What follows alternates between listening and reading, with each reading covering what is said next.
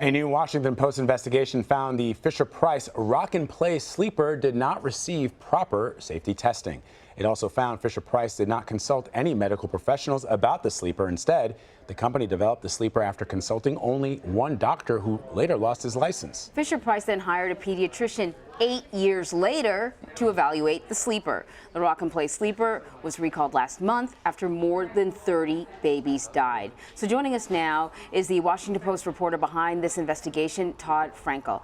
Todd, thanks a lot for joining us. When I think of products that are marketed towards babies, I think they have to be the most regulated products out there, you know, probably like next to drugs or something like that. So I can't quite figure out how this product could have been on the market for so long with such limited oversight. Can you sort of back up and tell us how this started? Yeah, and I think your assumptions are the same that many parents make, that children products are highly vetted and checked by authorities. But the truth is that the Consumer Product Safety Commission, which regulates products like these, doesn't do what they call pre-market approvals. They look at products after they've come onto the market. And so there's a huge responsibility placed on the manufacturers to do the testing that you're referring to. And in this case, they didn't do that. So did they try, or did anybody warn consumers about this? Yeah, so over the years, it was on the market for 10 years before it got recalled. And over those years, you know, pediatricians, when they would encounter it in their own practices across the country, you know, they would hear from a patient, oh, my baby sleeps in this wonderful device, and they would ask about it, and they're like, oh. And then they actually, some of them wrote letters to the company, and, you know, just didn't get any response.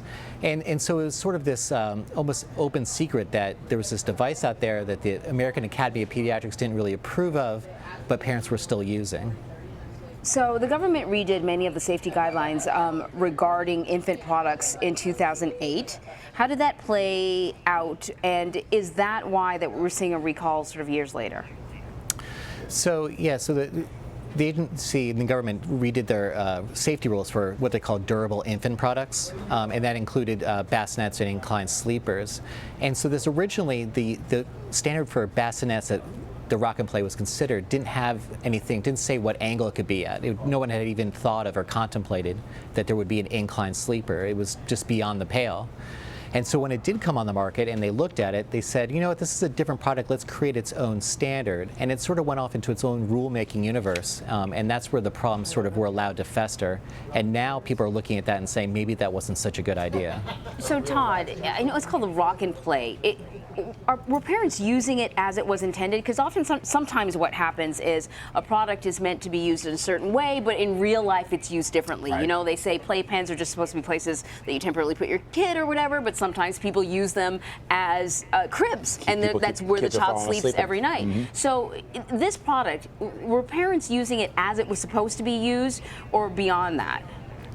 Most of them are using it the way it was designed and marketed, and so importantly, it was marketed as a sleeper. I think on the box it said something like, lets your baby sleep all night at a comfortable angle. And interestingly, it was sold in Canada not as a sleeper, so it was not sold as a sleeper there because their regulations didn't allow that. And so yeah, there were some accusations that parents were not using the straps to strap in their kids or putting their kids in there improperly. But the larger issue was that it was marketed as a sleeper and yet didn't meet the back to sleep, safe sleep guidelines put out by the American Academy of Pediatrics. So there was a recall. How did parents react to that? Flipped out. There was quite a huge reaction. I mean, it's hard to understate how popular this product really was with parents. They loved it. It worked magic on babies. It put them to sleep in like nothing else did. And so when there was a recall, there was outrage at the company, but also a lot of resistance. A lot of folks who were saying, you know, I'm going to keep using it. It works. My baby hasn't died, which is a bizarre standard. Wow. But and so they continue to use this product. And the problem is that the recalls, people are worried the recall is not going to be that effective.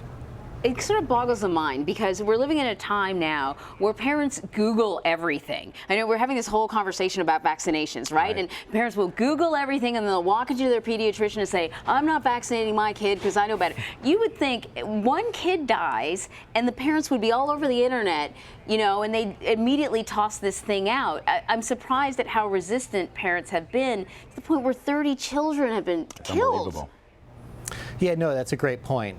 You know, and part of it's sort of parents saying, you know, the idea that, oh, it won't happen to me, someone else did something wrong, you know, the blame sort of goes around. And, you know, parents just say, you know, in my household, this, you know, I would watch my kid. But, you know, the thing is that even the experts say that this is not what a safe sleeping device looks like.